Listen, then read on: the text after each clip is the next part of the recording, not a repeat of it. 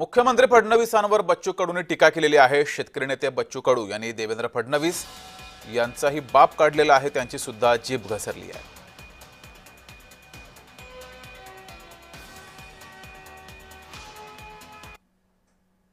आम्ही कर्जमाफी मागणार नाही देवा भाऊ, आम्ही तुझ्या बापाचं कर्ज माफ करून एवढी आमच्या मंडळात। आम्ही भीक मागाचा धंदा कधी केला नाही, मा बापानं केला नाही, माय नाही केला नाही। पण दुःख या गोष्टीचं आहे का जेवढे जाती धर्माच्या लढाईसाठी लढता तुम्ही, तेवढे शेतकरी म्हणून लढत नाही। हे सगळ्यात मोठं दुःख।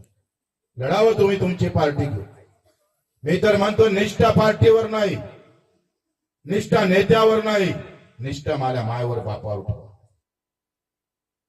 शेतकऱ्यांच्या प्रश्नावर आंदोलन करणं किंवा शेतकऱ्यांच्या प्रश्नावर बच्चू कडू सारखे नेते आंदोलन करत असले तरी ती मागणी करताना मुख्यमंत्र्याचा बाप काढणं हे संस्कृतीला धरून नाही।